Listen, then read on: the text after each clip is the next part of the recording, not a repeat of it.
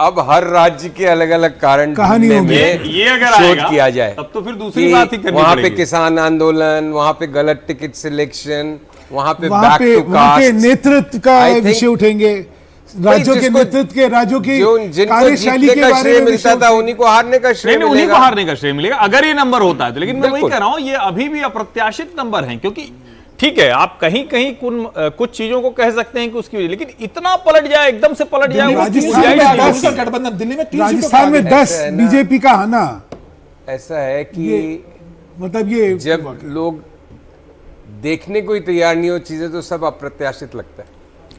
4 महीने पहले के या 5 महीने पहले चुनाव नहीं, जो नहीं, हुए लेकिन होंगे। संजीव जी 272 के आंकड़े पर तो चूंकि हम लोग की तो बात हो रही थी ना, तो आप भी ये कह रहे थे कि वहां मैं तक भी- तो मेरा उसमें तो कोई मेरा दिक्कत भी नहीं। हमेशा से ये मानना था कि सरकार बनेगी बनेगी, बीजेपी की। हाँ, अभी बिल्कुल। भी मुझको इस सब के बावजूद लगता है, लेकिन अगर 250 के नीचे बीजेपी जाती है नहीं, तब तो फिर मुश्किल है, तब तो तो फिर प्राइम मिनिस्टर बनना दोबारा मुश्किल है। सरकार तो शायद फिर भी बीजेपी की नहीं, बन जाए। पीएम तो मोदी ही बनेगा, तो बीजेपी की सरकार बनेगी तो अगर मोदी के अलावा 250 के तो नीचे जाता है तो फिर नए समीकरण उत्पन्न होते हैं, नए मुझे कैलकुलेशन। मुझे लगता है ये कयासे भी लगाना बेकार है। बीजेपी नहीं, डिसाइड अभी करेगी। अभी जो है ये कयासे जो है ना कि क्या हो सकता है छोड़ना चाहिए। हालांकि सही हम बात। लोग जो है जब रिजल्ट आ ही रहे हैं, लेकिन नाउ कितने सर, बार एक चीज बड़ी क्लियर है, हर राज्य का बिल्कुल अलग मिजाज इस वक्त बिल्कुल दिखाई अलग दे रहा मिजाज है, है। बिल्कुल। साहब, देखिए, गुजरात सारथी- नहीं हिल रहा, हरियाणा पूरी तरीके से टूट नहीं, गया लेकिन बीजेपी महाराष्ट्र से। का वैसे ट्रेंड नहीं, महाराष्ट्र में लग रहा था कि महाराष्ट्र उद्धव में ठाकरे महाराष्ट्र करेंगे, नहीं सर, कांग्रेस महाराष्ट्र में गठबंधन- कहानी बिल्कुल उल्टी हो गई है। तो इस महाराष्ट्र बात पूरी का तरीके भी से जाता हुआ दिखाई सौरभ दे रहा बहुत है। मजाक उड़ाया गया था महाराष्ट्र संसद आप में। इंडिया गठबंधन की तरफ जाता हुआ नहीं, दिखाई आप दे जो रहा है। बात कह रहे पूरी हैं तरीके से।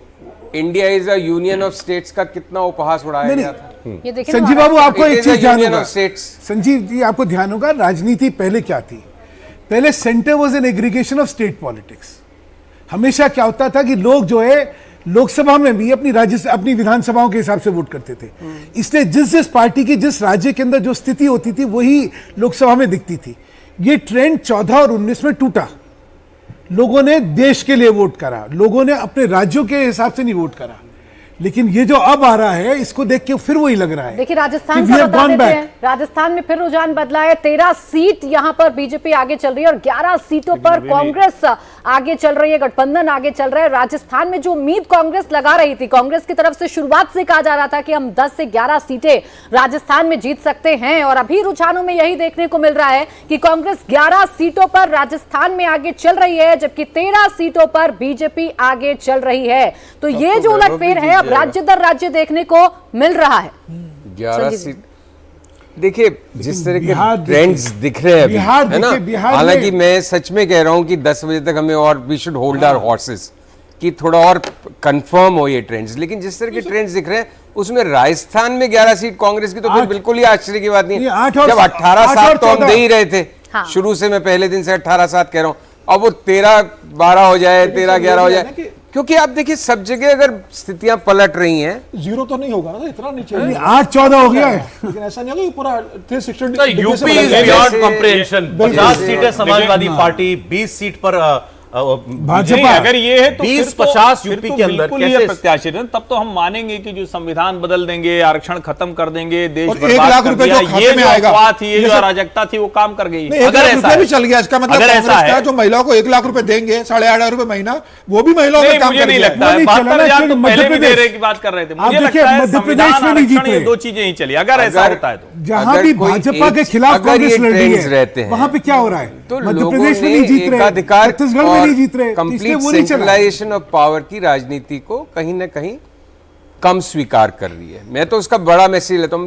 बाकी ये सारी तो माइक्रो थिंकिंग है कि ये आरक्षण, वहां जाट, वहां कास्ट, बेसिकली आपका हर बड़े एम्पायर का अंत अहंकार की वजह से होता है। अगर ये ट्रेंड्स कंफर्म रहते हैं तो आपको माई वे और हाईवे वाली राजनीति नहीं चलेगी। भारत जैसे देश में लंबे समय तक नहीं चल अच्छा, सकती। यूपी की बात कर रहे हैं तो यूपी में उलटफेर लगातार देखने को मिल रहा है। एक बार फिर से आइए यूपी में बताते हैं कहां पर और क्या फेरबदल हो रहा है।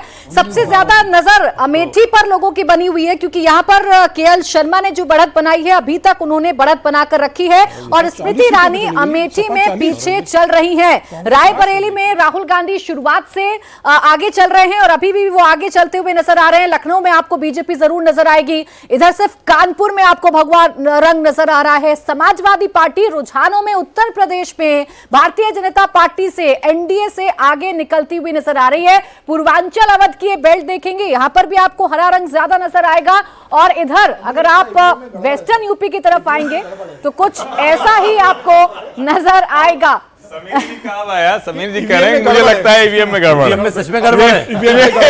कम से कम ये इश्यू तो मैं सेटल हो कांग्रेस गया। का समर्थन करता हूँ कि ईवीएम में गड़बड़ है। जांच होना चाहिए फिर से। ये ठीक है कि अब भाजपा वाले कहेंगे ईवीएम में गड़बड़ है।